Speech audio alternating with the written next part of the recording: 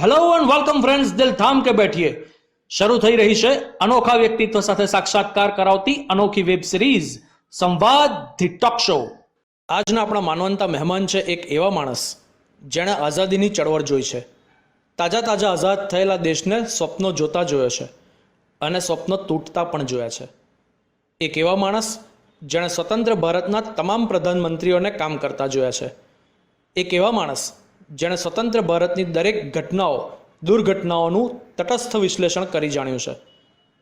આ માણસ એટલે પ્રખર રાજનૈતિક વિશ્લેષક લેખક શ્રી નગીનદાસ સંઘવી સાહેબ. દેખાવે સીધા સાદા સરળ લાગતા સંઘવી સાહેબ જ્યારે બોલવાનું શરૂ કરે ત્યારે વિષય ઉપરની એમની પકડ ભલભલાને ભૂ પીવડાવી દે એવી હોય છે. 96-97 વર્ષની ઉંમરે પણ તેઓ બદલાતા જતા જમાનાની સાથે પોતાની જાતને સતત અપડેટ રાખે છે. આ નિમિત્તે નવસારીના સાંસદ શ્રી આર પાટીલ સાહેબ સંઘવી સાહેબ વિશે કશુંક કહી રહ્યા છે. સંવાદ દ્વારા આયોજિત આજના કાર્યક્રમમાં આપણી વચ્ચે ઉપસ્થિત 97 વર્ષે અડીખમ એવા આદરણીય શ્રી નગીનદાસ સંઘવી સાહેબ, સૌ આદરણીય સૌ પ્રેક્ષકગણ, સંવાદના સૌ મિત્રો, જેના માટે કહેવાનું હોય, જેણે આખા દુનિયા માટે સતત કહેતા રહ્યા છે, એમના માટે કહેવાનું એટલે બહુ મુશ્કેલ કામ છે. નગીનદાસભાઈ માટે એમ કહી શકાય કે આમ તો એ શબ્દોના જાદુગર તો ખરા જ, પરંતુ ક્યાં મૃદુતા હોવી જોઈએ અને ક્યાં કડકાઈ હોવી જોઈએ એ એમના પાસેથી મેં ઘણીવાર એમને વાંચ્યા છે. આમ તો લગભગ 1975 પહેલાંથી ચિત્રલેખાનો વાચક અને નગીનદાસભાઈ સતત એમાં રાજકીય વિશ્લેષણ એ કરે ને આજે પણ કરે, અને ઘણીવાર મને એમ થાય કે બાયસ છે, પણ સમય જતાં પછી મને ખ્યાલ આવે કે હું ભાજપમાં જ છું ને ભાજપનું ઘસાતું લખે એટલે ખરેખર તો હું બાયસ હતો, એ બાયસ નહોતા, એ તો તટસ્થ જ હતો. જે એમનો અનુભવ આટલા વર્ષો સુધી એમણે જે જોયું છે, દુનિયાને જે સમજી છે, રાજકીય ગતિવિધિને જોઈ છે, માણી છે, અનુભવી છે, અને એના આધારે એમણે ભવિષ્ય વાંક્યું છે. અને એમાં એમને જડબે સલાહ કોઈ ભવિષ્ય વહેતા ખોટો પડી શકે, પણ એમની આ કંઈ ખોટી નથી પડતી, કેમ કે અનુભવનો નિચોડ એમાંથી આપણને જોવા મળતો હોય છે. કદાચ આપણી કંઈ ભૂલો થતી હોય તો આપણને ખ્યાલમાં આવે, અથવા તો એમાંથી શીખવાનું મળે કે એમનો જે કટાક્ષ હશે એ આપણા કાન પકડતા થશે કે આપણે આવી કોઈ ભૂલ ન કરાય. ભલે એક નાના કાર્યકર્તા તરીકે પણ રાજકીય ક્ષેત્રમાં હોવાને કારણે કઈ દિશામાં જવું જોઈએ, કઈ દિશામાં ન જવું જોઈએ, એ આપણે લખેલા વિષય ઉપરથી, એ જે લેખ લખતા હોય એમાં જે વિષય હોય એની પરથી ચોક્કસપણે ખ્યાલ આવી શકે. અને એટલે અમે તમારા પેલા એકલવ્ય જેવા તમને ગુરુ બનાવ્યા છે કે તમારી મૂર્તિ સ્થાપીને તમને કયા વગર તમારામાંથી પ્રેરણા લઈ લઈએ છીએ. કોઈ તમને ગુરુદક્ષિણા બી એમાં આપતા નથી. મને એક દિવસ ખૂબ આશ્ચર્ય થયો કે એક દિવસ મને ફોન આવ્યો કે નગીન કાકા તમારી ઓફિસે આવે છે. મેં કીધું મારી ઓફિસમાં લિફ્ટ નથી, 2 માળ ચડવા પડે, તો એના કરતાં આપણે એમને ઘરે મળી લઈએ અથવા તો મારા ઘરે બોલાવી લો. પણ એ તો એટલી તો થોડી વાર સરળ ઉપર ચડીને આવી ગયા. મને એમ કે હાંફતા હશે, પણ કશું જ નહીં, કોઈ શ્વાસ ચડ્યો નહીં, સરળ આવી ગયા.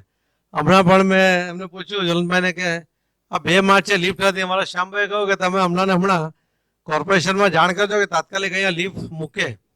મને લાગે કે એમના કરતાં મને વધારે જરૂર પડે, મને એટલે આપણે બધાને. તમે તો મેં પૂછ્યું તો મને જરૂર કે અહીંયા પણ સરળ ચડી ગયા 2 સીડી. એટલે 97 વર્ષે ફક્ત શારીરિક જે એ હોવી જોઈએ એમની, એ તો છે જ, શારીરિક મજબૂતાઈ તો છે જ, સ્વસ્થતા પણ છે, અને શારીરિક સ્વસ્થતાને કારણે સારું વિચારી પણ શકે છે અને સારું લખી પણ શકે છે.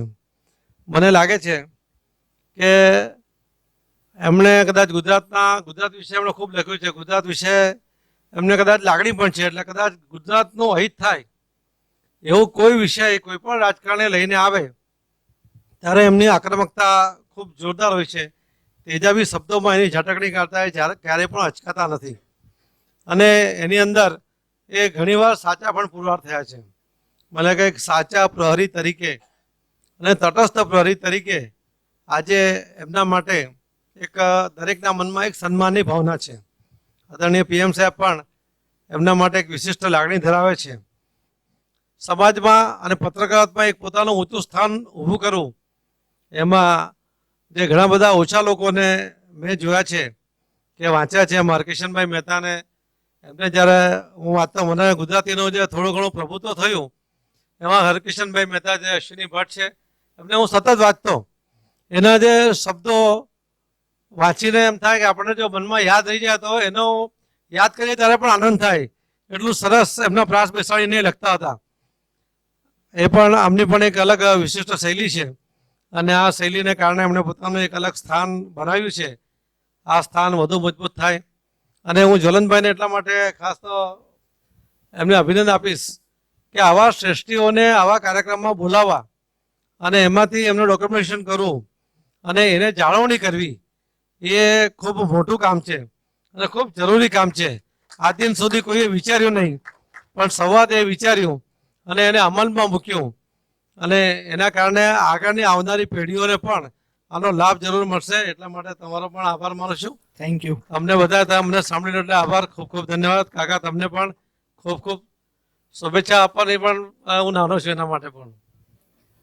પરંતુ તમારી જે કાર્યશૈલી છે એ સતત જીવનના અંતિમ ક્ષણ સુધી તમે લખતા રહો અને દેશને આ તમારું માર્ગદર્શન ભવિષ્યમાં પણ કામ લાગે એવું આ એક ડોક્યુમેન્ટ આ બધા જે તૈયાર કરી રહ્યા છે એનો ફાયદો જરૂર મળશે એવી અપેક્ષા સાથે મારી વાતને વિરામ આપું છું.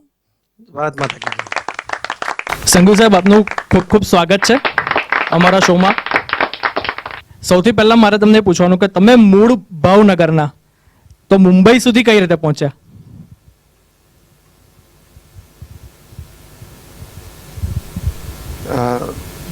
નજીક રાખજો. આપ મારી જન્મ તારીખ જોશો તો જે વખતે મેં મારું બીએનું ભણતર પૂરું કર્યું એ વખતે ભાવનગરમાં નોકરી ધંધાની કોઈ સગવડ નહીં, એટલે કાઠિયાવાડ અને કચ્છના બધા લોકો એ અમે સીધા મુંબઈ જઈએ. કાઠિયાવાડના લોકો અમદાવાદને ન ઓળખે, સુરતને પણ ન ઓળખે, અમે એક મુંબઈને ઓળખીએ. હવે ગુજરાતના વિકાસને કારણે મુંબઈનો પ્રવાહ ઓછો થયો છે અને હવે એક રિવર્સ પ્રવાહ શરૂ થયો છે. મુંબઈના લોકો હવે ધીમે ધીમે ગુજરાત તરફ આવતા થયા છે. તમે આમ રાજકારણ અને ઇતિહાસના માણસ, એમાંથી તમે કોલમિસ્ટ બનવા તરફ કઈ રીતે ગયા?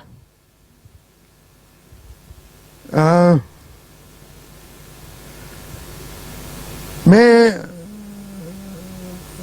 રાજકારણ અને ઇતિહાસના શિક્ષક તરીકે મુંબઈની 3 કોલેજોમાં 30-32 વર્ષ નોકરી કરી. આજે પણ મને રાજકારણમાં ઘણો બધો રસ. ચંદ્રકાંતભાઈની જેમ રાજકારણ કરવાની આવડત નથી,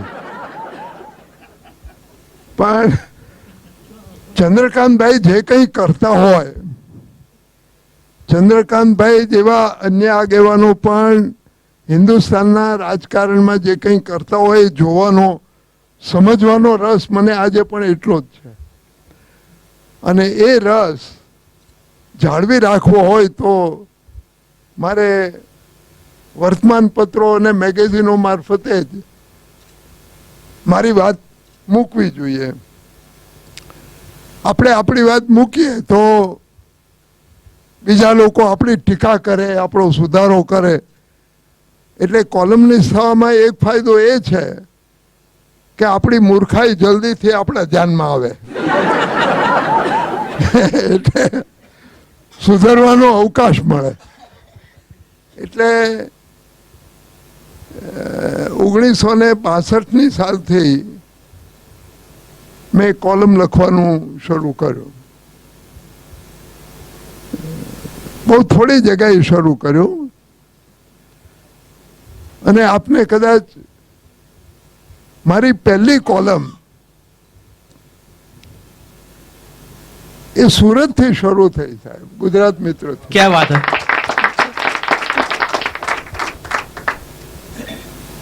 મુંબઈમાં દીક્ષિત સાહેબ હતા, કૃષ્ણવીર દીક્ષિત, એમના ભાઈ અહીંયા ગુજરાત મિત્રમાં હતા. એટલે એમણે કહ્યું કે ભાઈ તમે મુંબઈમાં લખો છો એના કરતાં અહીંયા લખો. એટલે ગુજરાત મિત્રમાં મારી પહેલી કોલમ એ શરૂ થઈ અને ત્યારથી સુરત જોડે મારો નાતો રહ્યો છે. તમે કીધું કે રાજકારણમાં તમને પહેલેથી રસ ખરો અને તમે તો બહુ શરૂઆતી વર્ષોથી છો આ બધામાં, તો કોઈ દિવસ તમને એવી ઈચ્છા નહીં થઈ કે ચાલો હું ચૂંટણી લડું કે હું રાજકારણમાં પડું? કારણ કે આ ફિલ્ડ કેવું છે કે માયા નગરી જેવું છે, તમને આકર્ષે પોતાની તરફ.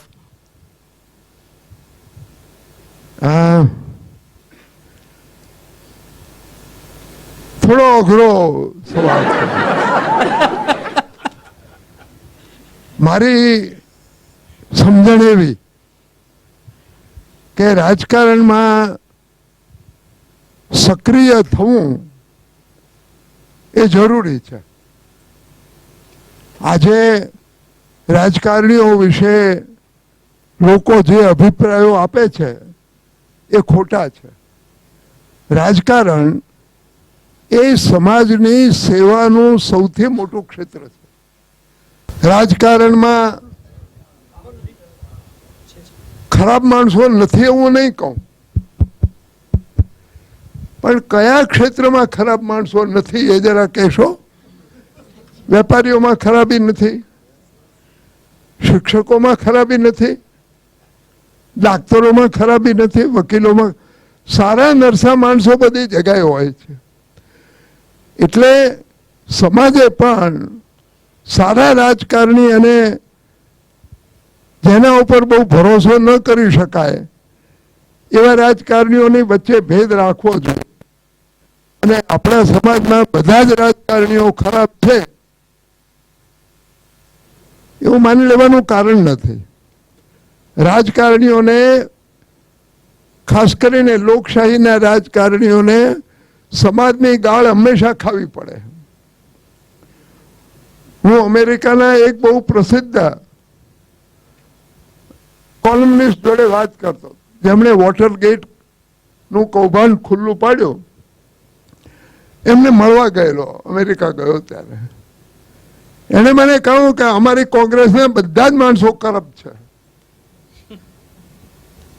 એટલે લોકશાહીમાં રાજકારણી માણસે તલવારની ધાર ઉપર જીવવું પડે.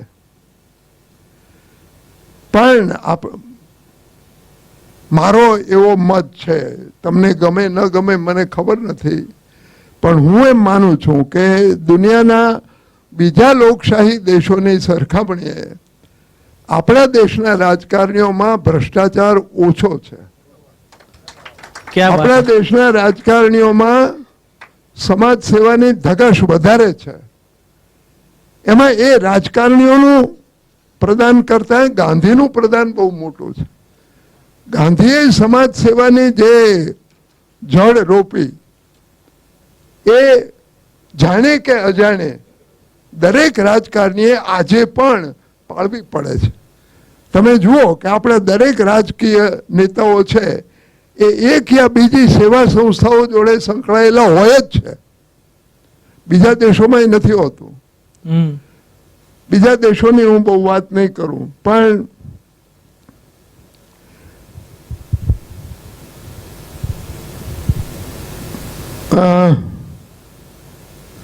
થોડુંક રાજકારણ મેં પણ કરેલું છે. હું મુંબઈના એક નાનકડા પરામાં કાંદીવલી નામનું પરું, 30-40 હજારની વસ્તી એ જમાનામાં. આજે ત્યાં 4 લાખ માણસો વસે છે. પણ હું જ્યારે ત્યાં રહેતો ત્યારે 30-40 હજાર માણસો, અને બધા જ એકબીજાને ઓળખે. એ જમાનામાં કોંગ્રેસ પક્ષ સૌથી મોટો અને જનસંઘ એ નવો ઊભો થયેલો પક્ષ. સ્વતંત્ર પક્ષની સ્થાપના ત્યાર પછી થઈ. એટલે 1956 થી આપણે રાજકારણમાં સક્રિય થયા અને 13 વર્ષ સુધી મેં ચૂંટણીની સભાઓમાં ભાષણો કર્યા છે. મારા મિત્રોને માટે ચૂંટણીઓ લડ્યો પણ છું, હાર્યો પણ છું, જીત્યો પણ છું, પણ મેં પોતે કંઈ કોઈ દિવસ કર્યું નથી.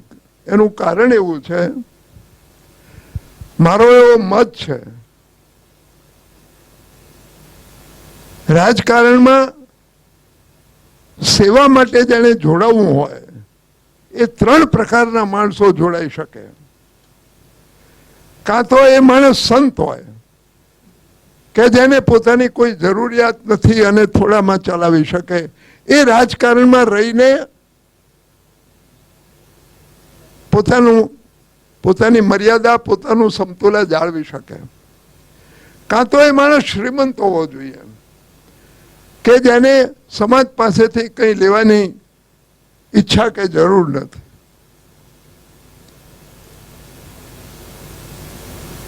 અને કાં તો એ માણસ શોર્ટ હોવો જોઈએ, હરામખોર હોવો જોઈએ કે જે સમાજ પાસેથી બધું જ લઈ જાય છે. હવે આમાં મારામાં સંત કે સંતત્વના કોઈ લક્ષણ નથી. આપણે કઈ સંત બંત નથી ને મારે સંત થવું પણ નથી, શ્રીમંત નથી અને શઠ થવાની મારામાં હિંમત નથી. માણસે ગુનો કરવો હોય એનામાં હિંમત ને શક્તિ બંને જોઈએ. પ્લેટો નામનો એક મોટો વિચારક છે, એને હંમેશા કહ્યું છે કે તમારે કોઈ માણસને સુધારવો હોય તો હરામખોર માણસને સુધારો, કારણ કે એનામાં શક્તિ છે. એને આ બાજુ વાળશો તો સમાજને ફાયદો થશે.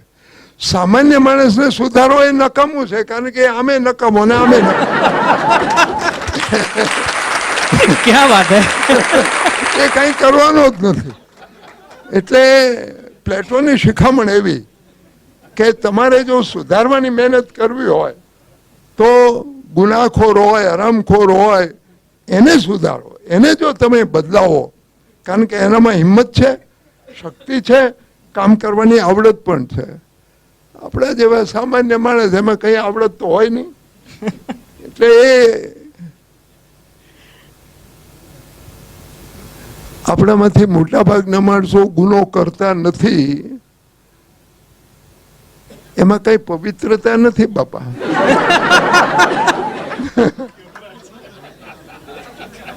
આપણને બધાને આડું કરવાની ઈચ્છા તો થાય છે, બધાને થાય. એટલે હું કોઈ વ્યક્તિને વાત નથી કરતો, હું સામાજિક વાત કરું. એમાં કોક માણસ નહીં હોય, પણ આપણને બધાને ઈચ્છા તો થાય બાપા, પણ આપણી હિંમત નથી હોતી.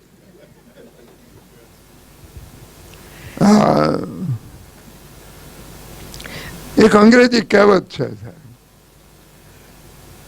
કે bad things are always attractive. ખરાબ કામ હોય ને એનું આકર્ષણ બહુ હોય બાપા, બધાને આકર્ષણ હોય. પણ હવે આ વાત આપણે કોઈને કહીએ નહીં, કારણ કે આપણામાં આપણો અસલી ચહેરો ઉગાડો કરવાની હિંમત નથી હોતી. આ રાજકારણી માણસોનું શું થાય કે એમણે હંમેશા માઇક્રોસ્કોપ નીચે જીવવું પડે. એ જે કંઈ કરે એનું 10,000 માણસોની આંખો એનું ધ્યાન રાખતી હોય, એટલે પકડાઈ જવું. આપણે પકડાઈએ નહીં, એટલે આપણે 13 વર્ષ સુધી તમે રાજકારણમાં હતા, તો પરેશભાઈ પૂછે છે કે 13 વર્ષ સુધી તમે રાજકારણ માટે કામ કર્યું, કયા પક્ષ માટે કામ કરેલું? એ વખતે એક જ પક્ષ હતો, કોંગ્રેસ. પણ 1969માં ઇન્દિરાજીએ કોંગ્રેસને તોડી અને એક નવા રાજકારણનો આરંભ ઇન્દિરાજીએ કર્યો. ઇન્દિરા ગાંધી અત્યંત સક્ષમ રાજકારણી માણસ, અત્યંત હોશિયાર રાજકારણી માણસ. બીજી બાબતમાં હું સર્ટિફિકેટ જલ્દી ન આપું, કારણ કે એમણે જે કેટલીક ટ્રેડિશનો શરૂ કરી, ઇન્દિરા ગાંધીના જમાના પહેલા રાજકારણમાં પૈસાનું મહત્વ આટલું બધું નહોતું, અને રાજકારણમાં આજે જે ખુશામતખોરી દેખાય છે એ ખુશામતખોરી ઇન્દિરા ગાંધીના જમાના પહેલા નહોતી.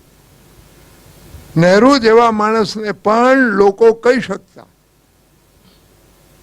હું આપને એનો એક દાખલો આપું હોય તો. હા હા બિલકુલ. નહેરુને રાજેન્દ્ર પ્રસાદ બિલકુલ ગમે નહીં, રાજકીય રીતે મતભેદ. વલ્લભભાઈ પટેલને કારણે રાજેન્દ્ર પ્રસાદ પહેલા પ્રમુખ થયા 1952માં. 1957માં નહેરુએ નક્કી કરેલું કે રાજેન્દ્ર બાબુને કાઢી નાખવા અને રાધાકૃષ્ણનને પ્રેસિડેન્ટ બનાવવા.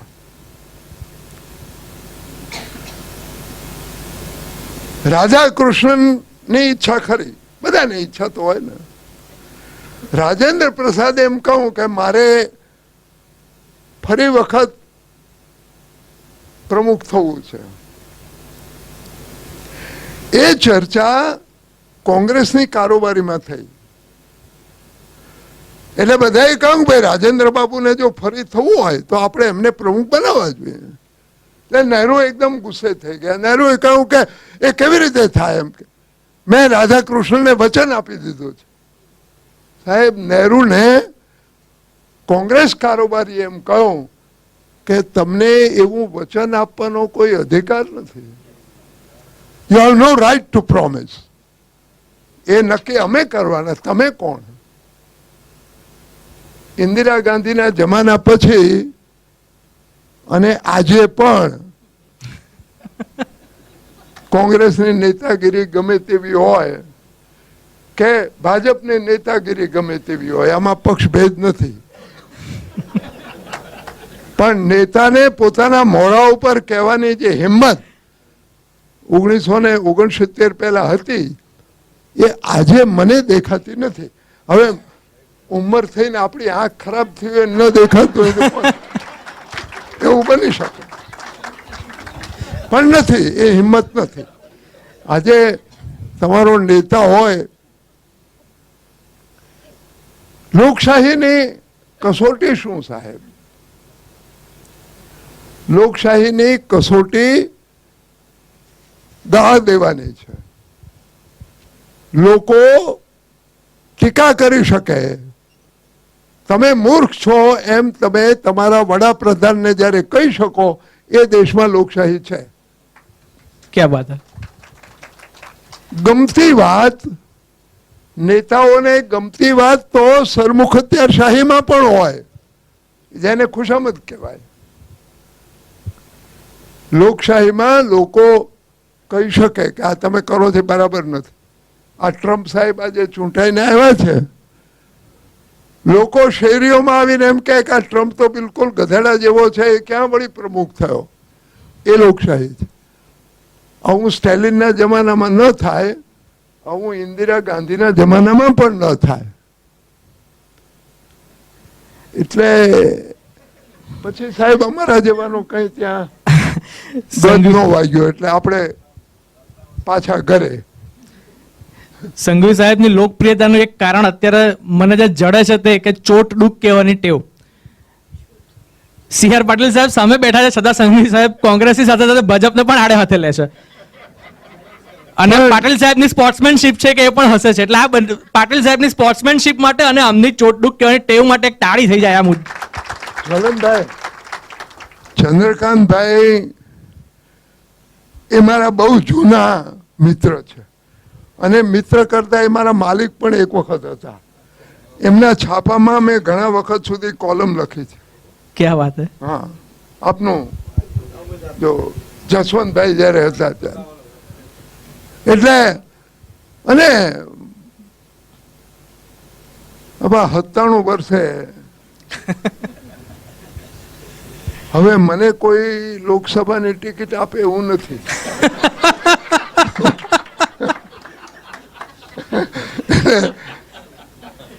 અને આપણને કોઈ કાઢી મૂકે એવું નથી. એમ કે ને કે બિચારો 97 વર્ષ છે, 2-4 વર્ષ તો એને રહેવા દો. એમ લોકો દયા ભાવે પણ આપણને ન ભાવે અને આપે તો નહીં કાંઈ, કારણ કે હવે એનું વખત થઈ ગયો, શું કામનો. એટલે પછી બોલવાનું જ રહે ને. તમે કીધું તેમ તમે એક આખો જમાનો જોયો છે, આઝાદી પહેલાનો કાળ તમે જોયો છે, ઇન્દિરા ગાંધીએ કોંગ્રેસ તોડી ત્યાં સુધીનું જોયું છે, આજે નરેન્દ્ર મોદીને જુઓ છો. તમે રાજકારણીના 3 પ્રકાર કીધા કે શર્ટ હોય, સંત હોય. એવી રીતે છે ને એક જાણીતું એક છે ફોર્મેટ કે સત્તાકારણી, રાજકારણી અને રાજદ્વારી, આ 3માં ફરક હોય. તમે જે શર્ટ કીધા ને એ સત્તાકારણી હોય અને અત્યારે સત્તાકારણ વધતું જાય છે, રાજકારણ પાછળ ધકેલાતું જાય છે અને રાજદ્વારીઓ તો ભૂલાઈ ગયા છે. એટલે તમે આખો જે સમય જોયો છે તેમાં તમને શું લાગે છે કે આ હવે સત્તાકારણ વધતું જાય છે કે પહેલેથી આવું જ હતું? જ્વલનભાઈ, માણસો પોતાના જમાનાથી ઘડાય છે. તમે જ્યારે આ ભેદ પાડો છો રાજકીય આગેવાનો અને રાજકારણી આગેવાનો, ત્યારે તમે જમાના ભૂલી જાઓ છો. તમને જેનો ખ્યાલ છે, જેનું ઘડતર ગાંધીએ કર્યું, પણ ગાંધીના જમાનામાં તમે રાજકારણમાં જોડાઓ તો તમને શું મળે સાહેબ? પોલીસ 2-4 ગાળ દે, એથી વધારે સક્રિય હોય તો 2-4 લાઠી મારે, એનાથી વધારે સક્રિય હોય તો જેલમાં જાઓ. રાજકારણમાં એ જમાનામાં કઈ મળવાની શક્યતા નહોતી. એટલે એ જમાનામાં જે લોકો રાજકારણમાં જોડાયા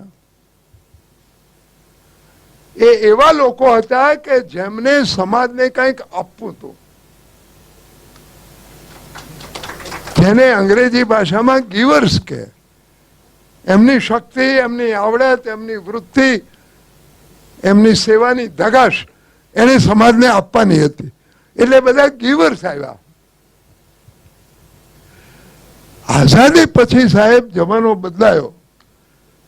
આઝાદી પછી તમે રાજકારણમાં જોડાઓ તો કઈ જોખમ નહીં. થોડુંક મળે સાહેબ, તમારી શક્તિ મુજબ, તમારી ખુશામતખોરીની આવડત મુજબ, સારા માણસોને સરખા માણસો જોડેની તમારી ઓળખાણ મુજબ તમને કંઈક મળે. એટલે 1947 પછી જે લોકો રાજકારણમાં જોડાયા એ બધા લેવા વાળા આવ્યા સાહેબ. આપવા વાળા ગયા, લેવા વાળા આવ્યા. રાઈટ. ટેકર્સ આવ્યા. કલ્પના કરો સાહેબ, આજે વિનોબા ભાવે કે ગાંધી, જો ચૂંટણીમાં ગાંધી ઉભો રહ્યો હોય ને તો હારે સાહેબ, ડિપોઝિટ ગુમાવીને હારે. એને કોણ મત આપે? કારણ કે એ તમારો વાંક પહેલો બદલાવે. એટલે એ રાજકારણની તાસીર, એમાં વ્યક્તિનો દોષ નથી. ગાંધીના જમાનામાં બધા જ લોકો દૂધે ધોયેલા હતા એવી કલ્પના નહીં કરતા હો સાહેબ. એ જમાનામાં દ્રોહીઓ હતા, એ જમાનામાં લુચ્ચા માણસો હતા, એ જમાનામાં પણ બધું બધા આપણી જેવા જ માણસો હતા બાપા. માણસ બદલાતો નથી, માણસ એવો ને એવો જ રહે. અને કઈ 50-60 વર્ષમાં સમાજ બદલાય નથી જતો, જમાનો બદલાય છે. અને હિન્દી ભાષામાં એવી એક કહેવત છે, કારણ કે આ રાજકારણી માણસો હોય કે અમલદારો હોય કે શિક્ષકો હોય કે ડાક્ટરો હોય, એ કઈ બધા આકાશમાંથી ટપકી નથી પડતા, એ બધા સમાજમાંથી ઊભા થાય. એટલે હિન્દી ભાષામાં એક કહેવત છે કે જૈસા જુગ વૈસા જોગી. જેવો જમાનો આવે એવા બાવાઓ મળે તમને. આશારામ બાપુ તો આપણા જમાનામાં જ હોય ને બાપુ, આપણા જમાનામાં જ હોય. આશારામ બાપુ મારે મને લાગે છે કે મહાભારતના સમયથી આ બધું રાજકારણ આવું ને આવું જ છે. જેવું મહાભારતના સમયમાં હતું તેવું જ આજે છે. પાત્રો આજે પણ એટલા જ પ્રસ્તુત છે. તમે પોતે મહાભારત ઉપર ઘણું લખ્યું છે, પણ મને એક પ્રશ્ન એવો થાય છે કે મહાભારત અને ગીતા ઉપર ખાસ કરીને આજ સુધીમાં વોરન હેસ્ટિંગ્સ જેવા વિદેશીથી માંડીને મહર્ષિ અરવિંદ જેવા સ્વદેશી સંતોએ ઘણું બધું લખ્યું છે. કદાચ ગીતા વિશે લખાયેલા પુસ્તકો જ જો ભેગા કરીએ ને તો આ નર્મદ લાઇબ્રેરી જેવું એક આખું મકાન આપણે અલગથી ફાળવવું પડે. તો પછી તમે પોતે પણ ગીતા ઉપર લખવાનું કેમ પસંદ કર્યું?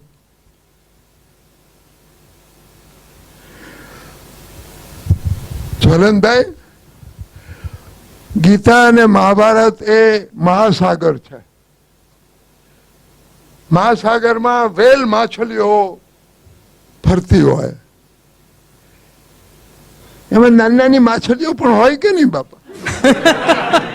એટલે અરવિંદ અને ગાંધી ને એ બધા લોકો મોટા કહેવાય, આપણે નાના માછલા, અંગ્રેજીમાં સ્મોલ ફ્રાઈઝ કે ને, નાની નાની પેલા ઝીંગા માછલી ન હોય એ પણ દરિયામાં રહે ને.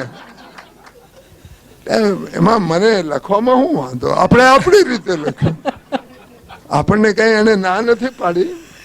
અને હું એવું માનું છું કે આ બધા જે ગ્રંથો છે એ જમાને જમાને જુદી જુદી રીતે જોવાના.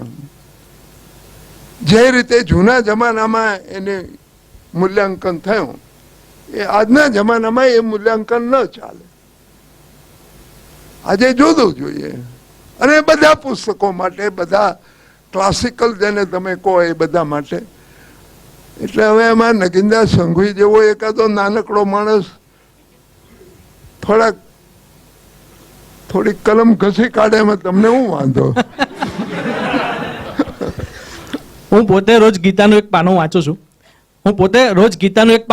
છું. અને પણ મને ઘણી વખત એક પ્રશ્ન એવો થાય કે જ્યારે બંને પક્ષની સેનાઓ સામસામે ઊભી હોય અને ત્યારે કૃષ્ણ અને અર્જુન વચ્ચેના સંવાદ 18 અધ્યાય લાંબો, તો બંને પક્ષની સેનાઓ બોર નહીં થઈ ગઈ?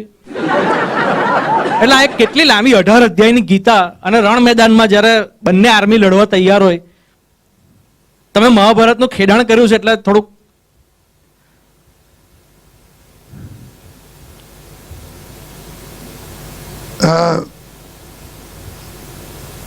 રામાયણ અને મહાભારત એ બંને આપણા મહાકાવ્યો સંસ્કૃત ભાષા. આજે જે હિન્દુસ્તાન ઘડાયું છે, હિન્દુસ્તાનના જે સંસ્કારો છે, તમે જેને હિન્દુસ્તાનની સંસ્કૃતિ કહો છો, એ કોઈ બાદશાહ સુલતાને ઘડેલી સંસ્કૃતિ નથી સાહેબ.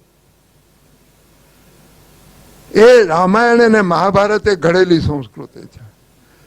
તમને કદાચ ખ્યાલ નહીં આવે, પણ આટલી બધી ગરીબી છતાં આ દેશ પોતાનું ગૌરવ જાળવી શક્યો. જેને આજે ભાજપ ભારતીય સંસ્કૃતિના નામે રજૂ કરે છે, એ સંસ્કૃતિ રામાયણ અને મહાભારતે પેદા કરેલી છે. એ કોઈ રાજકારણી માણસનું, કોઈ જ્ઞાની માણસ, કોઈ સાધુ બાવાનું કામ નથી. એ મહર્ષિઓનું કામ છે. અને કેવા મહર્ષિ બાબા! રામાયણનો લખનારો એક બદલાયેલો લૂંટારૂ માણસ, અને વ્યાસ તો એક માછીમાર બાઈની વ્યભિચારનું સંતાન. એ જમાનામાં જ્યારે જ્ઞાતિ વ્યવસ્થા આટલી બધી મજબૂત હતી ત્યારે આવા માણસોને પણ આ સમાજે માથા ઉપર ચડાવ્યા છે, મહર્ષિ પદ આપેલું છે. હવે એ બંનેમાં એક ફેર છે. રામાયણ છે ને એ કથા ગ્રંથ છે, એમાં વાર્તા છે, મજા પડે એવી વાર્તા છે, પણ વાર્તા મુખ્ય છે. મહાભારતમાં વાર્તા છે પણ વાર્તાનું મહત્વ નથી, એમાં ચર્ચાનું મહત્વ છે. અસંખ્ય, અને ગીતા કરતા પણ લાંબી લાંબી ચર્ચાઓ મહાભારતમાં છે. એ એની લખવાની સ્ટાઇલ છે. અને તમને કદાચ એક નવાઈ લાગશે કે ગીતા છે ને એ મહાભારતની શરૂઆતમાં નથી. મહાભારતની લડાઈનું વર્ણન ભીષ્મ પર્વના પહેલા અધ્યાયથી શરૂ થયું.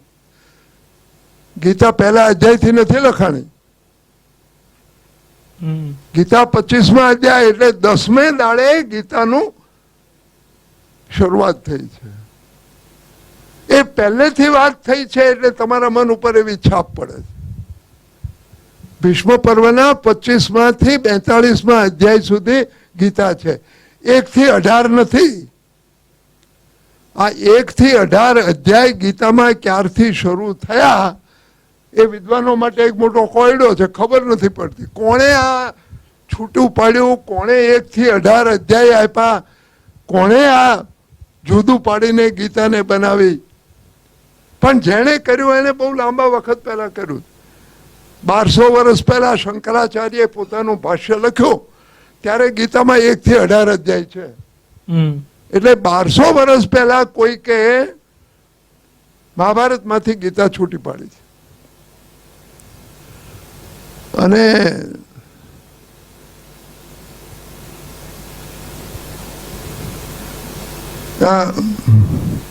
મને બાપા એક વસવસો છે ચંદ્રકાંતભાઈ.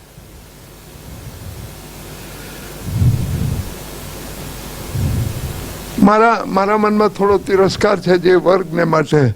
આ બધા બાવા, સાધુ, સંન્યાસી એ જે આપણા જૂના ગ્રંથોની વાત કરે ને પ્રવચનો કરે ને ભાષણો કરે ને કથાઓ કરે એ બધા ડોબાઓ કંઈ સમજતા નથી. એને નવા જમાનાનો કંઈ જ ખ્યાલ નથી. નવા જમાનાનો જેને ખ્યાલ હોય, જે લોકો આ ગ્રંથોને નવી દ્રષ્ટિથી જોઈ શકે એવો જુવાન વર્ગ, બુદ્ધિશાળી વર્ગ એ આ પુસ્તકો વાંચતો નથી. જે વાંચે છે એ સમજતા નથી અને જે સમજી શકે એ વાંચતા નથી. મારા મનમાં બાપા એક બહુ મોટો ડર છે. આ વારસો ભૂંસાઈ તો નહીં જાય ને? અદભુત વારસો છે. એ ગ્રંથની તમને વાત કરવા બેસું તો દિવસો જાય. મેં તો કઈ આખું નથી વાંચ્યું બાપા, થોડુંક જ વાંચ્યું છે. પણ એ સળગતી આગ છે બાપા. એને તમે નિગ્લેક્ટ ન કરી શકો, એને તમે ઓવરલુક ન કરી શકો. તમારે આજે પણ એ જે બધી ચર્ચાઓ, એ બધી વાતો, આપે જે કહ્યું ને કે જૂનો જમાનો, જૂના જમાના કરતા આજનો જમાનો કેટલો બધો વધારે સારો છે એની તમને ખ્યાલ નહીં આવે. એક દાખલો આપું. સમાજના ધુરંધર આગેવાનોની હાજરીમાં દ્રૌપદીના કપડા ખેંચાયા. આજે સ્ત્રીઓને અન્યાય થાય છે. કોઈ માણસોની હાજરીમાં આ નથી થતું. સમાજનો માણસ હાજર હોય, ચંદ્રકાંતભાઈ જેવો માણસ બેઠો હોય એની હાજરીમાં તમે કોઈ સ્ત્રીને હાથ નહીં લગાડી શકો. આજે ત્યાં ભીષ્મ પિતામહ જેવો માણસ બેઠો છે. એટલે એ જમાના કરતા આ જમાનો અનેક ગણો સારો છે. આ બહુ મોટી વાત છે. આ બહુ મોટી વાત છે. પણ મહાભારતમાં એક મજા એ છે કે એમાં કોઈ આદર્શ નથી. મહાભારતમાં કોઈ પાત્ર એવું નથી કે જે સંપૂર્ણ રીતે ખરાબ હોય. મહાભારતમાં કોઈ પાત્ર એવું નથી કે સંપૂર્ણ રીતે સારું હોય. કારણ કે આપણે બધાએ થોડા સારા ને થોડા ખરાબ છીએ. આપણને એમ લાગતું હોય કે આપણે સૌથી સારા છીએ. એ તો એમ જ હોય ને ભાઈ. અમારે કાઠિયાવાડમાં કહેવત છે કે સૌના મનમાં હવા શેર. સૌને એમ લાગતું હોય કે આપણે તો નગીનદાસ સંઘવી જેવું માણસ તો ક્યાંય હોય જ નહીં ને. પણ એ તો બીજો કે ત્યારે થાય ને. આપણે આપણા મનમાં એવું માનતા જ હોઈએ કે મારા જેવો હોશિયાર, મારા જેવો ભલો માણસ તો કોઈ, એ એક સ્વાભાવિક છે. જો કે તમારા હોશિયાર ને ભલા હોવા વિશે તો અમે બધા એકમત છીએ, એટલે તમારા હોશિયાર અને ભલા હોવા વિશે તો અમે બધા એકમત છીએ, એટલે એ બાબતે બહુ ના. ડિસ્પ્યુટ નથી. પણ એ એકમત ન હોઈ શકે, કારણ તમે કે પણ તમે જે ગીતા વિશે કીધું ને કે એ બાબતે એકમત થવું અઘરું છે, કારણ કે 1200 વર્ષ પહેલા કંઈક આખું બદલાયું અધ્યાય, અને તો આવા બધા કન્ફ્યુઝન આપણા ધર્મશાસ્ત્રોમાં ઘણા છે, અને ગીતા તો આપણા હિન્દુ ધર્મનો એક પાયાનો ગ્રંથ ગણાય. પણ આવા બધા જે કન્ફ્યુઝન છે ને એને લીધે હિન્દુ ધર્મની એક પરફેક્ટ વ્યાખ્યા નથી બાંધી શકાતી. અત્યારે કંઈક સર્વોચ્ચ અદાલતનો કંઈક ચુકાદો હતો કે હિન્દુત્વને કંઈક વ્યાખ્યામાં બાંધી શકાય એવું નથી. હા, તમને ખબર છે જ્વલંતભાઈ, અત્યારે આ ચર્ચા બહુ જબરદસ્ત ચાલે છે ભાજપને માટે. સુપ્રીમ કોર્ટે એવો હુકમ કર્યો છે કે ધર્મને નામે કોઈ માણસ મત નહીં માગી શકે, પણ હિન્દુ ધર્મ એ ધર્મ નથી, એ જીવન પદ્ધતિ છે. તમને આ નવાઈ લાગશે, તમને એમ થાય કે આપણે બધા હિન્દુ. તમને એક વાત કહું બાપા, જરાક આંચકો લાગે એવી વાત છે, એટલે જરા હાચવીને કહું ને, નહીંતર આ બધા લોકો, આ આપણે બધા હિન્દુ આપણી જાતને કહીએ છીએ ને, મને બાપા હિન્દુત્વ શબ્દ ચંદ્રકાંતભાઈ બહુ જ ગમે. આ હિન્દુ શબ્દ છે ને, એ આપણા કોઈ પ્રાચીન પુસ્તકમાં તમને નહીં જડે. સંસ્કૃત ભાષાની કોઈ ડિક્શનરીમાં હિન્દુ શબ્દ નથી, કારણ કે હિન્દુ શબ્દ એ સંસ્કૃત ભાષાનો શબ્દ જ નથી. આ હિન્દુ શબ્દ જે છે ને, એ મૂળ ફારસી ભાષાનો શબ્દ છે. હિન્દુનો અર્થ કહું, હિન્દુ એટલે કાળો. આ જયારે આરબો અને ઈરાનીઓ આપણા દેશમાં આવ્યા, એ લોકો તો ગોરા આપણા કરતા, એટલે એને આપણને કાળા કહ્યા કે આ બધા હિન્દુ છે, કાળા લોકો છે. એટલે આપણો ધર્મ હિન્દુ કહેવાય. એટલે હિન્દુ શબ્દ એ ફારસી ભાષાનો શબ્દ, અને એને આપણે ત્વ પ્રત્યય લગાડ્યો હોય એ સંસ્કૃત. એટલે હિન્દુત્વ એ ફારસી અને સંસ્કૃત ભાષાનું મિશ્રણ છે. હિન્દુસ્તાનની સંસ્કૃતિનું આ એક પ્રતીક છે, ગંગા જમની. એટલા માટે મને હિન્દુત્વ શબ્દ બહુ ગમે. આ પેલા હિન્દુત્વને નામે એકબીજાની કાપાકાપી કરે એ રીતે હું નથી કહેતો. હું તો એક એના બૌદ્ધિક પરિપ્રેક્ષમાં આપને મૂકવા માંગુ છું. પણ હિન્દુ ધર્મની વ્યાખ્યા શું? આજથી લગભગ 20 વર્ષ પહેલા સુપ્રીમ કોર્ટે ઘણી બધી મહેનત કરેલી સાહેબ. આ હિન્દુ એટલે, હિન્દુ ધર્મ એટલે શું? ધર્મની કોઈ પણ વ્યાખ્યામાં હિન્દુ ધર્મને બેસાડી શકાય એવું નથી. ધર્મ હોય એનો એક ચોક્કસ ભગવાન હોય. મુસલમાનોનો અલ્લાહ હોય, કે ખ્રિસ્તીઓનો ગોડ હોય, કે બૌદ્ધોનો બુદ્ધ ભગવાન હોય, કે જૈનોનો મહાવીર હોય. હિન્દુઓનો ગોડ કોણ? હિન્દુઓનો ભગવાન કોણ? અગણિત ભગવાન. અચ્છા, દરેક ધર્મનો એક ઉપદેશક હોય. હિન્દુ ધર્મનો ઉપદેશક કોણ? 10,000. અગણિત ઋષિઓ, અગણિત દ્રષ્ટાઓ, અગણિત વિચારકો, એ બધાને હિન્દુઓ સ્વીકારે. હિન્દુઓ સ્વભાવે બહુત્વવાદી પ્રજા છે. હિન્દુઓમાં શ્રદ્ધા છે ધર્મની, ધર્મનું જનૂન નથી. હિન્દુને જનૂન પોસાય નહીં બાપા. આપણે કોનું જનૂન કરીએ? કયા દેવને પકડીને આપણે ચાલીએ? કોઈ કૃષ્ણને પૂજે, કોઈ રામને પૂજે, કોઈ શંકરને પૂજે, અને બધા હિન્દુ કહેવાય. એટલે સુપ્રીમ કોર્ટની પાસે કોઈ કાયદેસરની વ્યાખ્યા નથી. અને હું માનું છું કે 2 વર્ષ સુધી એ કેસ ચાલેલો.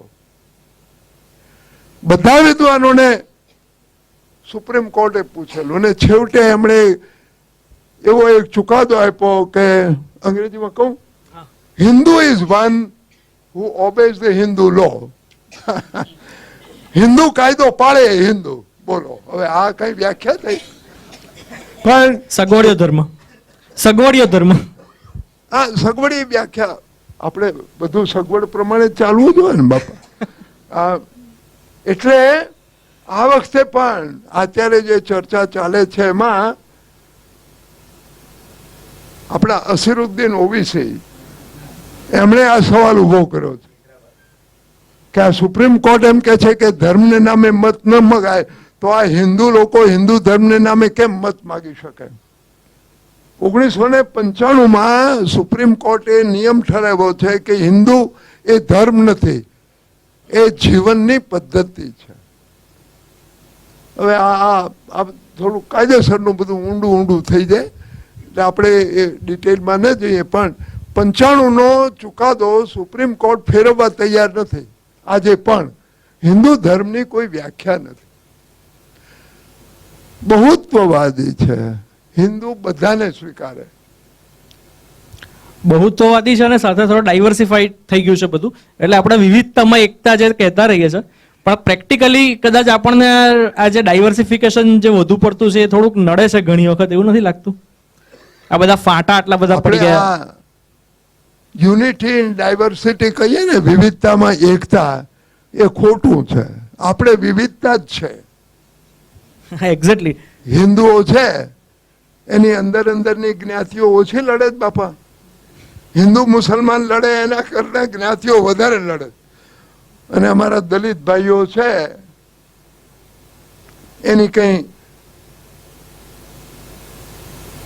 અસહિષ્ણુતા ઓછી છે, ઝઘડાખોર. અને દલિતો આપણે કહીએ ને એ લોકો હિન્દુ જ્ઞાતિઓ સામે લડે છે, પણ દલિતોમાં કેટલી જ્ઞાતિ છે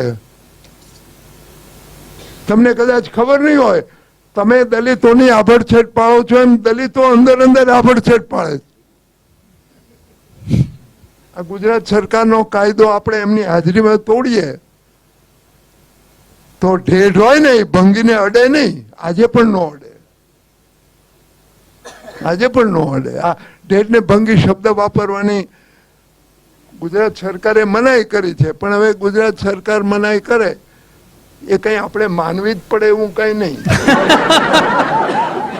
સરકાર તો કે એને જે કહેવું હોય, આપણે જે કહેવું હોય આપણે કહીએ. અને ચંદ્રકાંતભાઈ મારી વિરુદ્ધ ફરિયાદ નહીં કરે એની મને ખાતરી છે. તમે ઇન્દિરા ગાંધીની જે વાત કરી ને એના પરથી મેં કશેક વાંચેલું એવું કે ઇન્દિરા ગાંધી જ્યારે ગુજરી ગયા ત્યારે પછીના જે આખા સંજોગો હતા એ વખતે પ્રણવ મુખર્જી બહુ મજબૂત દાવેદાર હતા, જે અત્યારે રાષ્ટ્રપતિ છે. પ્રણવ મુખર્જી આમ હંમેશથી મજબૂત દાવેદાર રહ્યા છે પ્રધાનમંત્રી, પણ કોંગ્રેસે કદી એમને પ્રોજેક્ટ નથી કર્યા, એ અલગ વાત છે. પણ એ વખતે એવું કહેવાતું હતું કે પ્રણવ મુખર્જી પાસે 600 કરોડ હતા અને રાજીવ ગાંધી પાસે 2000 કરોડ હતા, એટલે પસંદગીનો કળશ રાજીવ ગાંધી પર ઢોળાયો.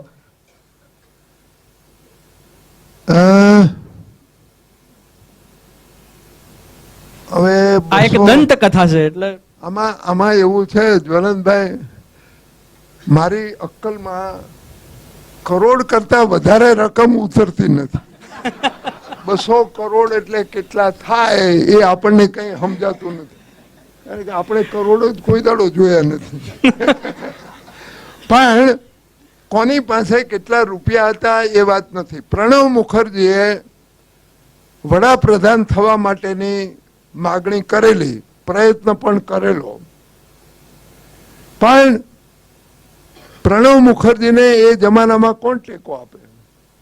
અને ઇન્દિરા ગાંધીની હત્યાને કારણે જે વાતાવરણ ઊભું થયેલું એમાં રાજીવ સિવાય બીજો કોઈ માણસને મૂકી શકાય નહીં.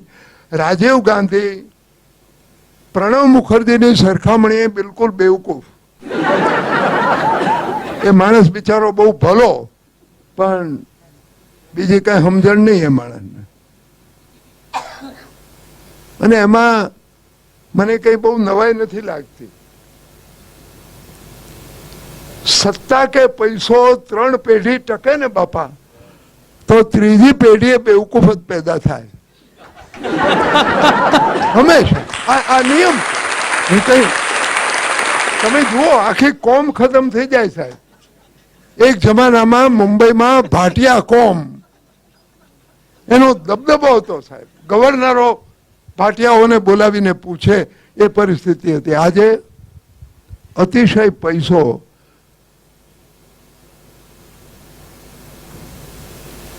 ગરીબી છે ને એ બહુ દુઃખરૂપ છે બાપા, બહુ ત્રાસરૂપ છે. પણ સમૃદ્ધિ, અતિશય સમૃદ્ધિ, અતિશય સત્તા એ જોખમી છે. અને મેં આજ સવારે પણ કહ્યું, મને ગુજરાતની થોડીક બીક લાગે છે બાપા. ગુજરાતી સમાજને માટે મારા મનમાં થોડીક દહેશત છે, થોડી બીક છે. કારણ કે ગુજરાત નરેન્દ્ર મોદીના આગેવાની નીચે એકદમ ઝડપથી સમૃદ્ધ થયું.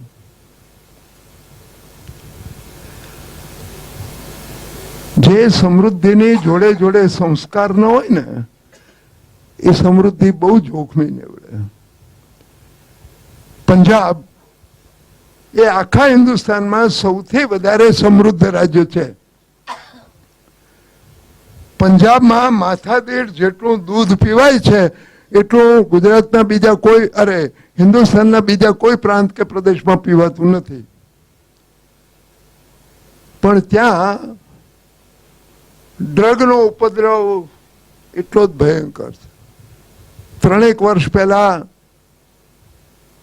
3 કે 4, હવે હું ભૂલી ગયો બાપ, હવે ડોહા થયા તે થોડુંક તો ભૂલીએ કે નહીં. 3-4 વર્ષ પહેલા પંજાબ સરકારે સુપ્રીમ કોર્ટમાં એફિડેવિટ કરેલી છે. અમારા 70% છોકરાઓ ડ્રગિસ્ટ છે. ઓહ,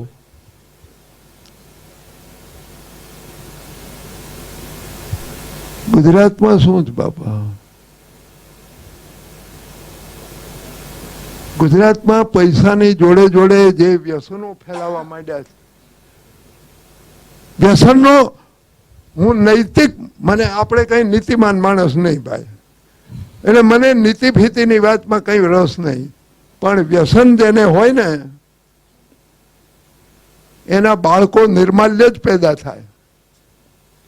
વ્યસન તમારા શરીરને તોડી નાખે. માનસિક રીતે તો જવા દો તમે.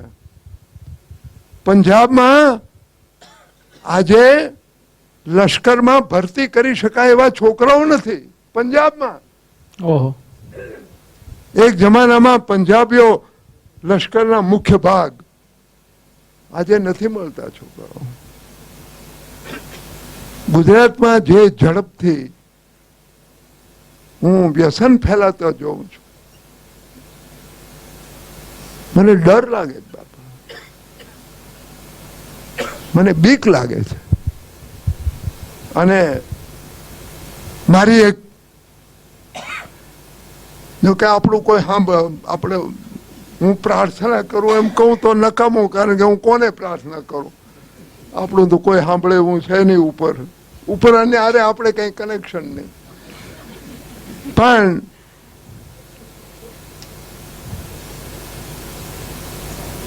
હું સ્વામી સહજાનંદ જેવો કોઈક માણસ ફરી પેદા થાય ને, હું આ સ્વામિનારાયણની વાત નથી કરતો સાહેબ. સ્વામિનારાયણના લોકો સહજાનંદને બાજુમાં મૂકીને આગળ ચાલ્યા છે.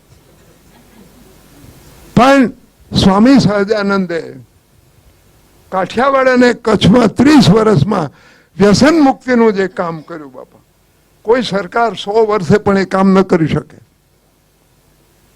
સરકાર વ્યસન છોડાવી ન શકે. સરકારની પાસે દંડો છે ને પૈસા છે. એ માણસના માથામાં દંડો મારવો એનાથી વ્યસન ન જાય. વ્યસન માટે માણસનું મન ફેરવવું પડે, અને મન એ સંત જ ફેરવી શકે, એ સાધુ જ ફેરવી શકે, એ ત્યાગી જ ફેરવી શકે, એ ગાંધી જ ફેરવી શકે. કલ્પના કરો સાહેબ, ગાંધીના કહેવાથી લોકો પોતાના માથા ફોડાવા જાય. પણ લોકોનું મન એને ફેરવ્યું. એટલે જો સહજાનંદ ગુજરાતને ફરીવાર નહીં મળે તો આપણું શું થવાનું? એ મારો પ્રોબ્લેમ નથી, હું તો એ પહેલા મરી જવાનો. આપણે હવે 97 થયાથી કેટલું જ જીવવાના, પણ 10, 15, 20, 25 વર્ષે આ જો વ્યસન ફેલાતા જશે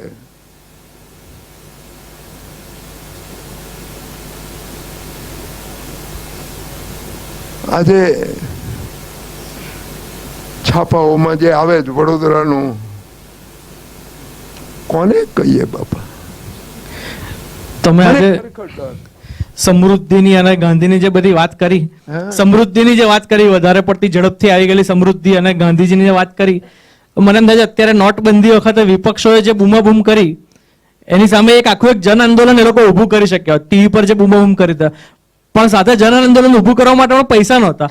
ગાંધીજી માટે જે લોકો માથા ફોડવા તૈયાર થતા હતા, તેમ અત્યારે તો 1500 નોટ વગર કેવી રીતે થાય કોઈ તૈયાર?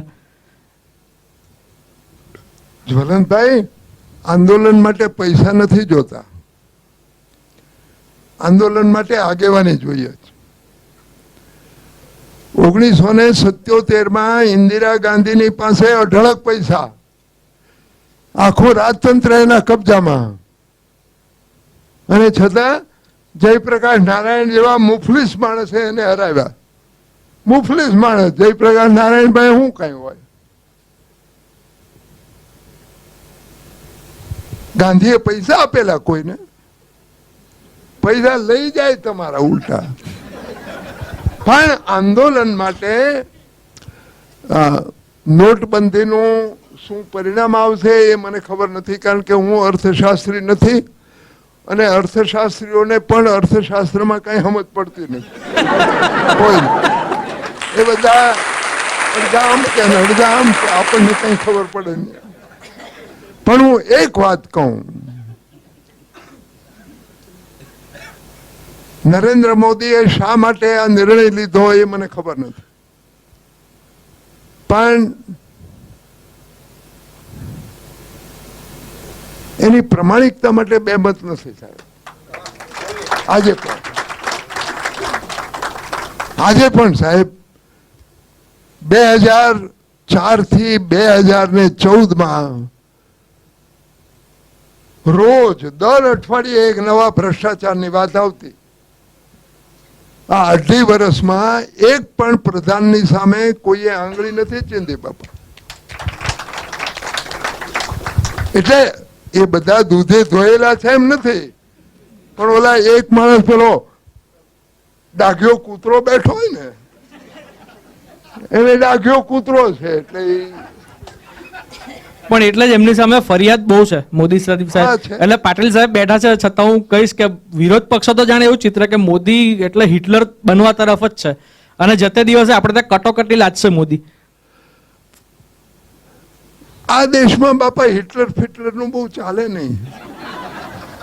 ઇન્દિરા ગાંધીએ પ્રયત્ન કરી જોયો 1.5 વર્ષ સુધી આ લોકશાહીને ગળે ટૂંપો દેવાનું. લોકો ચૂપચાપ બેસી રહ્યા, સહન કર્યું. વખત આવ્યો ત્યારે લાત મારીને કાઢી મૂક્યા, અને પાછા એ જ ઇન્દિરાજીને 2.5 વર્ષમાં પાછા લઈ આવ્યા. આ દેશમાં બહુ હિટલરની જગ્યા નથી, અને મોદી હિટલર બને એ આપણી નિર્માલ્યતાની નિશાની છે.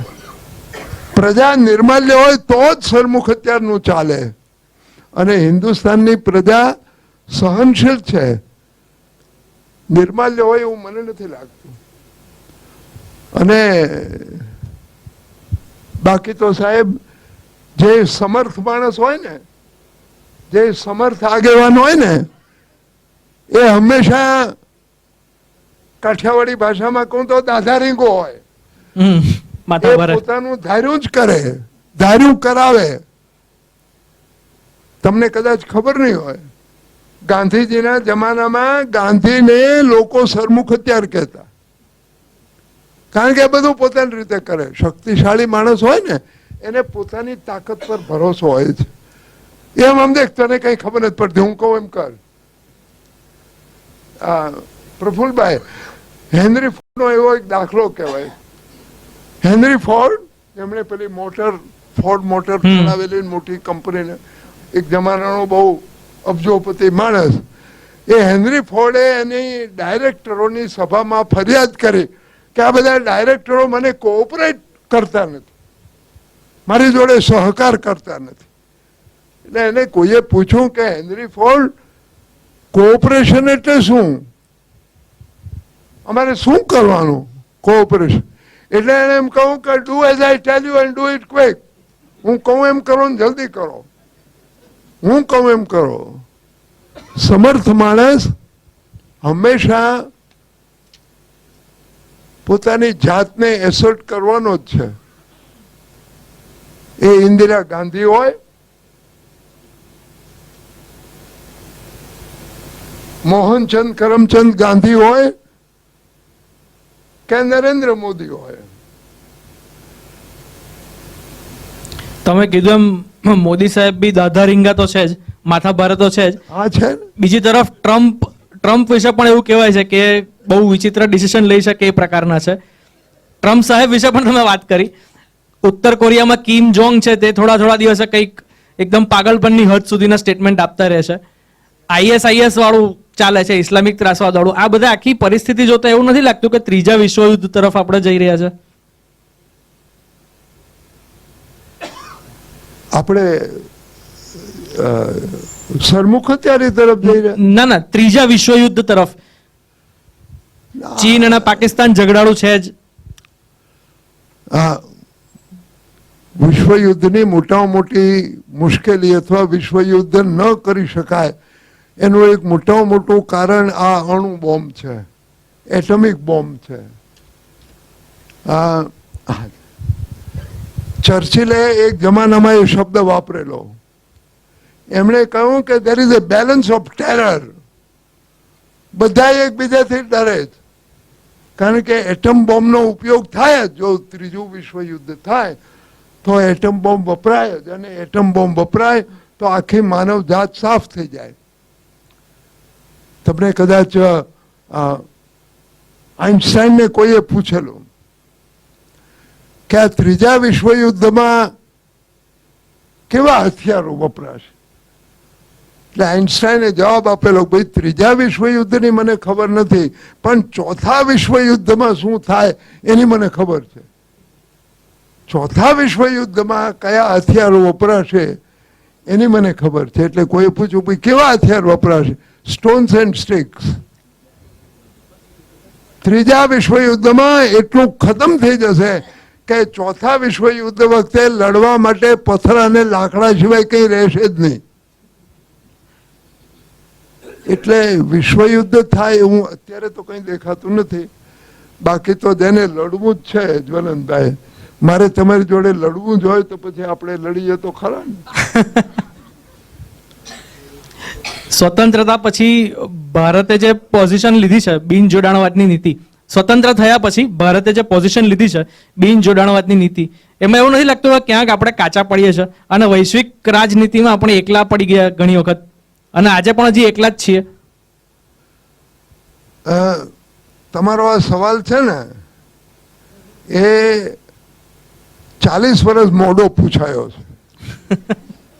કારણ કે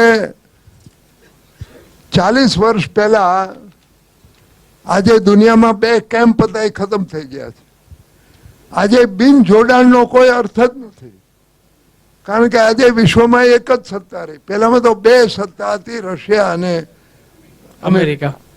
એટલે કોની સાથે જોડાવું એ આપણે નક્કી કરવાનું. તો આજે તો જોડવાનું કંઈ છે જ નહીં કોઈની જોડે. એટલે એ બિન જોડાણવાદની નીતિની સફળતા નિષ્ફળતાની ચર્ચા ઘણી બધી થાય છે, પણ એ હવે આજે તો ઇતિહાસને ચોપડે જમા થઈ ગઈ છે. એટલે આ લોકોને કદાચ જૂની વાતોમાં બહુ રસ ન પડે, પણ આજે હિન્દુસ્તાનને કંઈ બિન જોડાણ, આપણે બધાએ જોડાણ કર્યું. આપણે આજે અમેરિકા, જાપાન, ઓસ્ટ્રેલિયા અને ઇન્ડિયા, એ મોટો એક ડિફેન્સ પેક્ટ છે મોટો. એટલે હિન્દુસ્તાન આજે ઘણું બધું એક પક્ષ તરફ ચાલે છે. આજે કંઈ આપણે એકલા નથી. યુનો જેવી જે સંસ્થા છે જેની રચના જ એટલા માટે થઈ કે આવા કોઈક પરિસ્થિતિ ઊભી ન થાય, પણ યુનોની અત્યારે પરિસ્થિતિ એવી છે કે એની 81% જે ફંડિંગ છે યુનોનું એ માત્ર 17 દેશો પૂરું પાડે છે, અને એમાંથી બી એકલું અમેરિકા જ 22% ફંડિંગ એકલા અમેરિકાનું છે. બરાબર. એટલે આવી પરિસ્થિતિમાં યુનો કંઈક તટસ્થ રહે એ કંઈ બહુ માનવાને કારણ નથી, કારણ કે આપણે ગુજરાતીમાં કહેવત છે કે ધનનો મારેલો નીચું જુએ. બિલકુલ. એટલે અમેરિકા જે કે એ જ પ્રમાણે યુનોમાં થાય છે, અને એને લીધે ઘણી વખત બીજા બધા દેશોએ જેમ કે ભારતે ઘણી વખત અન્યાય સહન કરવાનો આવે છે અને આવતો રહેશે. બરાબર, સાવ સાચી વાત. યુનો તટસ્થ છે એવું કોઈ કહેતું જ નથી. યુનો તટસ્થ નથી. યુનો હંમેશા અમેરિકા અને યુરોપના દેશો પ્રમાણે જ કામ કરે છે, અને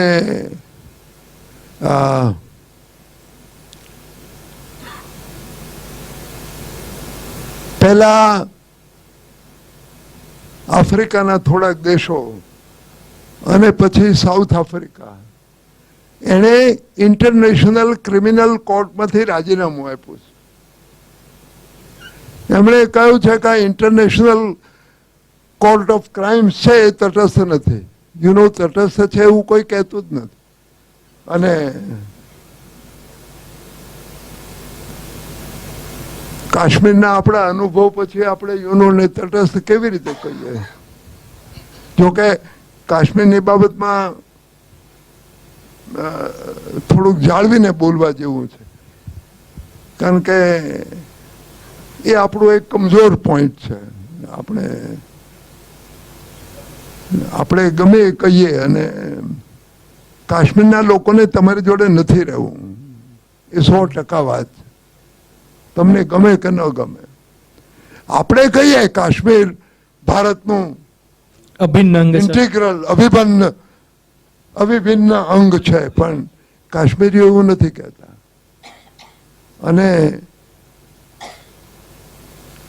લાખો લોકોને કેટલા વખત સુધી ચૂપ રાખશો તમે?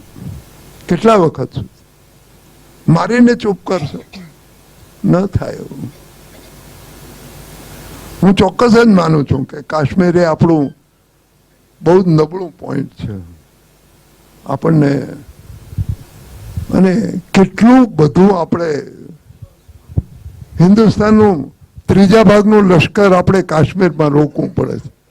કરોડો અબજો રૂપિયા આપણે કાશ્મીરમાં નાખવા પડે છે, અને બદનામીનો કોઈ પાર નથી. પણ હવે આપણે કહીએ ને, પેલું પૂંછડું એકવાર પકડાઈ ગયું હોય પછી મુકાય નહીં.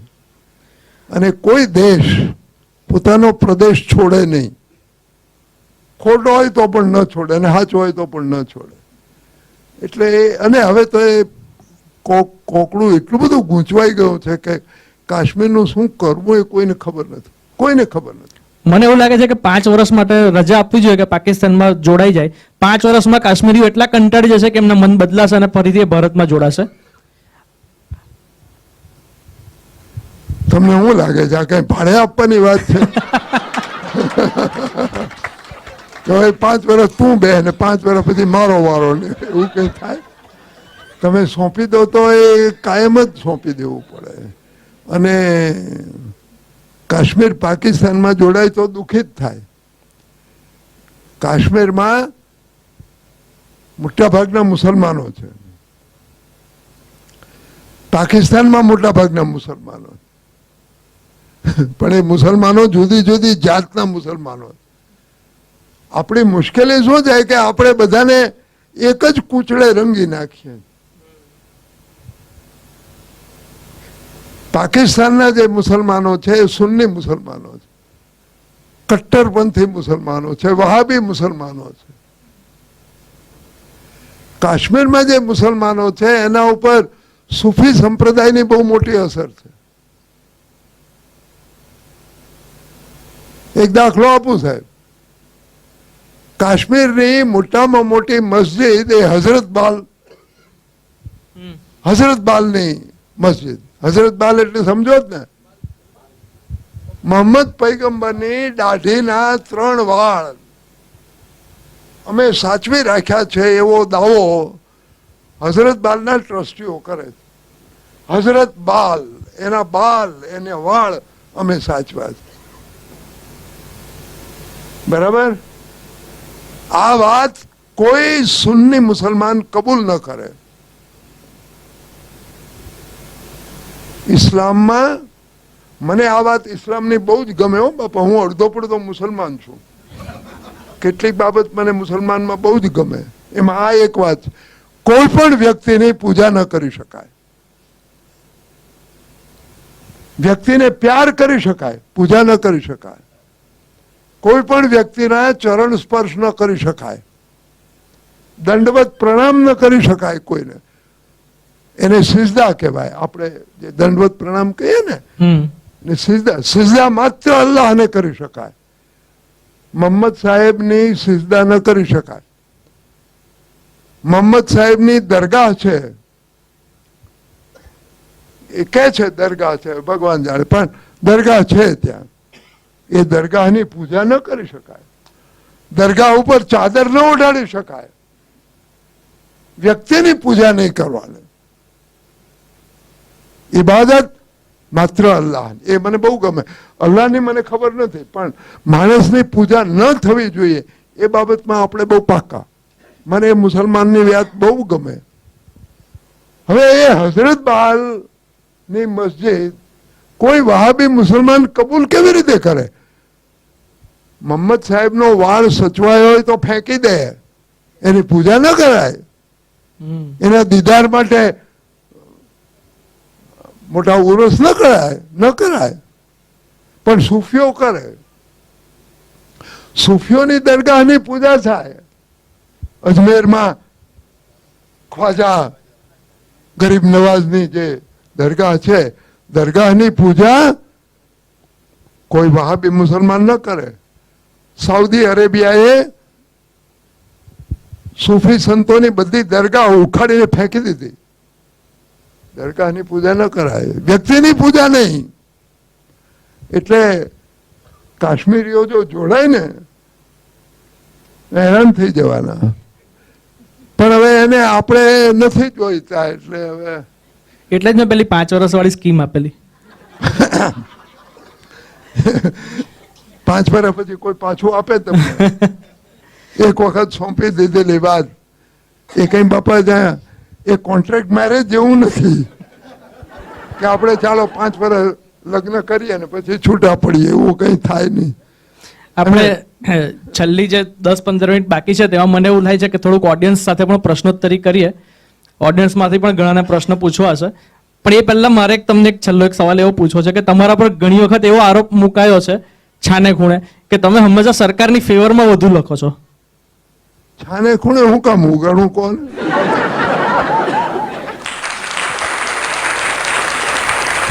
મેં તમને કહું રાજકારણમાં રસ છે. રાજકારણમાં રસ રાજકારણીઓ માટે નથી. કોઈ પણ સરકાર એના કામથી લોકોને, સમાજને, મને શું ફાયદો થાય એ હંમેશા મારી જિજ્ઞાસા હોય.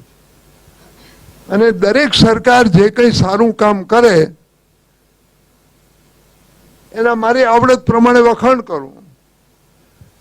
તમે ઘણીવાર એવું બને કે એક પેરેગ્રાફમાં નરેન્દ્ર મોદીના વખાણ કર્યા પછી બીજા પેરેગ્રાફમાં મેં નરેન્દ્ર મોદીને ગાળ પણ દીધી હોય. સારું કરો તો આપણે તમારા બાજુમાં, કારણ કે હું કઈ વડોપ્રધાન થવાનું નથી. મારે થવું તો છે, પણ હવે આપણને કોઈ કઈ બનાવે એવું છે નહીં. ઓડિયન્સમાંથી કોઈને પ્રશ્ન પૂછવો હોય તો પૂછી શકે છે. ભાઈ એક ચોખવટ કરું, હા, તમે સવાલ પૂછજો, જવાબ મને આવડશે એટલે આપીશ. મને બધું નથી આવડતું. હું સર્વજ્ઞ નથી ને સર્વજ્ઞ થવાનો દાવો કરતો નથી. મેં સવારે એક કહેવત કહેલી કે આ દુનિયામાં 2 પ્રકારના બેવકૂફ લોકો છે.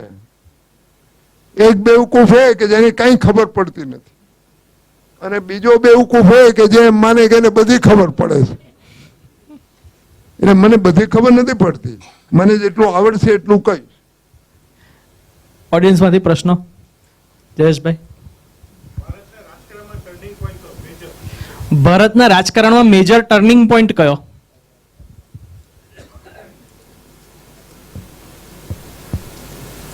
એટલે રાજકારણમાં હા, રાજકારણમાં, ભારતના ઇતિહાસમાં, રાજકારણમાં, આઝાદી પછીના સમયગાળામાં.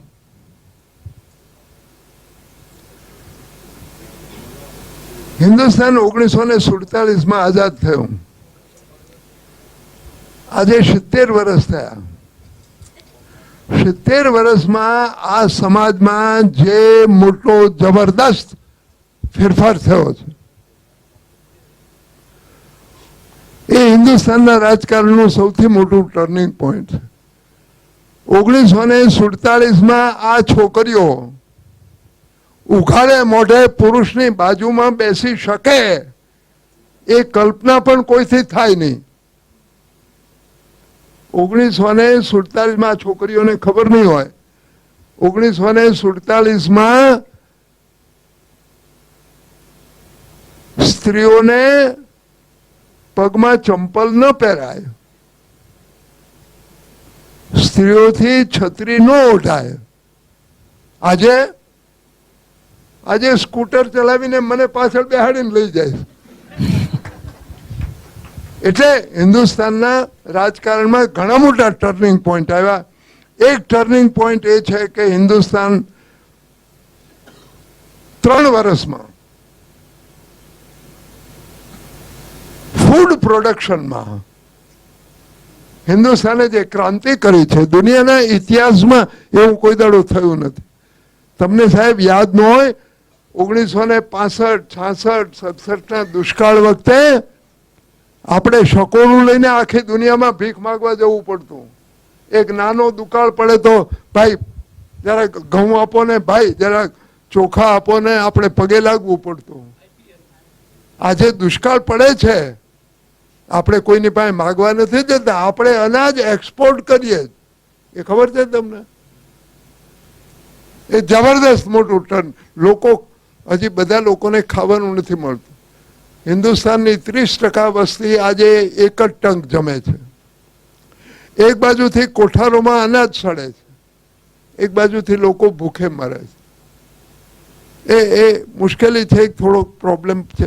એ વાતમાં હું ન જાઉં. પણ રાજકારણનું ટર્નિંગ પોઈન્ટ તમારે જોવું હોય. તમે જુઓ સાહેબ, આ દેશે કેટલું બધું કર્યું સાહેબ. 1947માં દવા બનાવવાનું એક કારખાનું આપણે પેદા નહોતા કરી શક્યા. રશિયાની મદદથી આપણે પહેલું દવા બનાવવાનું કારખાનું શરૂ કરવું પડ્યું. અને આજે ગુજરાત કેટલી દવા બનાવે, ફાર્માસ્યુટિકલ ઇન્ડસ્ટ્રીનું. અહીંયા જુઓ તમે, કેમિકલ ઇન્ડસ્ટ્રીમાં આજે ગુજરાત કેટલું બધું. જોકે જરા બહુ મને ગમે એવી વાત નથી, કારણ કે આપણે કેમિકલ ઇન્ડસ્ટ્રીઝમાં બહુ કમાયા અને બહુ પૈસા થયા, પણ એને કારણે ગુજરાતનું વાતાવરણ બહુ ઝેરી થઈ ગયું બાબા. તમને કદાચ ખબર હશે કે ગ્રીન પીસ નામની એક સંસ્થા છે લંડનની, એણે આખા હિન્દુસ્તાનમાં ઝેરી સ્થાનકો 4 નક્કી કર્યા છે. સૌથી વધારે પોલ્યુટેડ એરિયાઝ નક્કી કર્યા છે. એ 4માંથી 3 ગુજરાતમાં છે. વાપી, અંકલેશ્વર અને વડોદરાનું પેલું કયું, હવે આપણે બુર્જા થઈ ગયા, યાદ નથી રહેતું યાર. વડોદરામાં એક ઇન્ડસ્ટ્રીયલ એસ્ટેટ છે, કઈ? હા, ના, એ 4માંથી 3 ગુજરાતમાં છે. એટલે છેલ્લે એક 5 મિનિટ બાકી છે, એટલે સંજયભાઈ એક સવાલ લઈ લઈએ.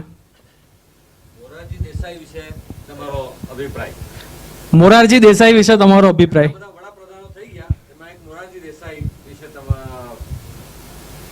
તમારો અભિપ્રાય આપશો.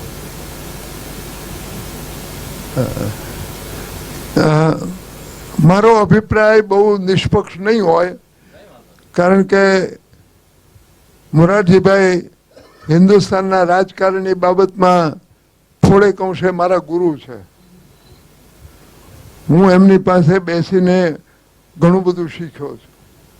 મોરારજીભાઈ અત્યંત અકડું માણસ, પોતાનો જ મત સાચો એવું એ માને, પણ એમના જેટલો પ્રમાણિક માણસ રાજકારણમાં મેં બીજો નથી જોયો.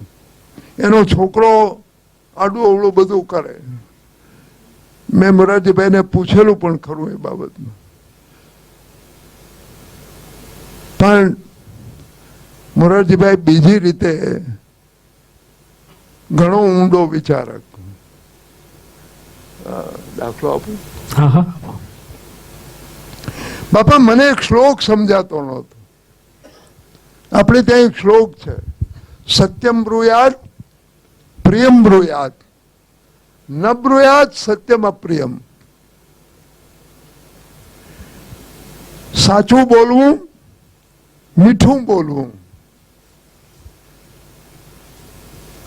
સાચું કડવું હોય તો પણ ન બોલવું.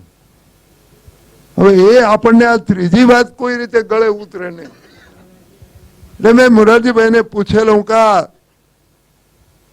સત્યમાં અપ્રિયમ ન બ્રુયાત એ કેવી રીતે ચાલે? હું સાચું કહું તો કડવું જ લાગે ને લોકોને. મોરારજીભાઈ મને કહ્યું કે તમે એ શ્લોક ખોટી રીતે સમજો છો. સત્ય કોઈ દિવસ અપ્રિય હોતું જ નથી. ક્યાં વાત? સત્ય અપ્રિય એટલા માટે લાગે છે કે તમે સત્યને માટે નથી બોલતા, તમને દેખાડી દેવા માટે બોલે. તો હું આ નથી સમજતો, એ કન્ટેમ્પ્ટ.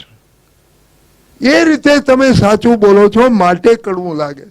એને કહ્યું કોઈ ડાક્ટર તમને કહે કે તમને કેન્સર થયું છે અને તમારા જીવવાની કોઈ આશા નથી, તમને ગમે નહીં, પણ ડાક્ટર માટે તમને કડવાશ નહીં પેદા થાય. એટલે એને કહ્યું કે સત્યને સત્ય તરીકે વાપરો ત્યાં સુધી કડવાશ નથી થતી. સત્યનો ઉપયોગ તમે માણસને હલકો પાડવા માટે કરો ત્યારે સત્ય કડવું બને. આ વાત મોરારજીભાઈ મને કહે.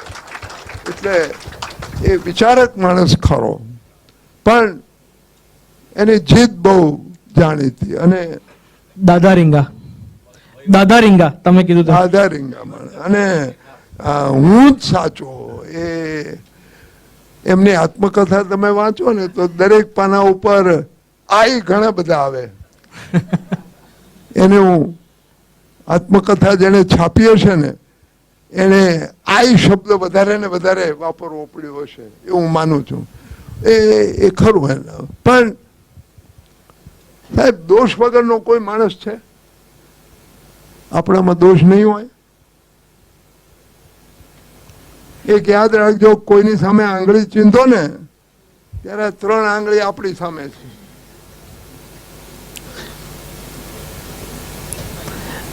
હું તમને દોષ આપું ત્યારે 3 આંગળી મને કહે કે તું તારું જો ને. એટલે મોરારજીભાઈ પણ પ્રમાણિક માણસ, બહુ જ સમજદાર માણસ, વહીવટી કામમાં બહુ જ કુશળ.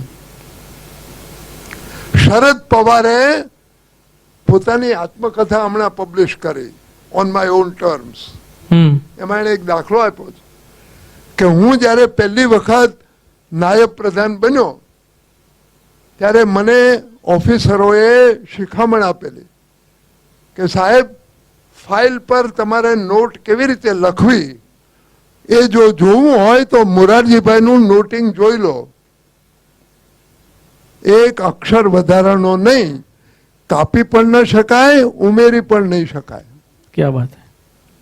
એ શરદ પવારે લખ્યું છે કે મેં એમની ઘણી બધી ફાઇલોનો અભ્યાસ કર્યો કે કેવી રીતે વહીવટ ચલાવવો. મોરારજીભાઈમાં વહીવટી શક્તિ અદ્ભુત. સાહેબ છેલ્લી 2-3 મિનિટ બાકી છે ત્યારે હું તમને એક અંગત પ્રશ્ન કે હવે હજી કોઈક એક કામ કે કોઈક સપનું અધૂરું હોય તમારું, હજી કોઈ કામ કંઈક અધૂરું લાગતું હોય કે સપનું અથવા ભવિષ્યનું કંઈક પ્લાનિંગ તમારું કોઈક પુસ્તક માટે, કે આ મારો છેલ્લો સવાલ છે. એટલે જ્વલંતભાઈ ઘણા વર્ષોથી મારા મનમાં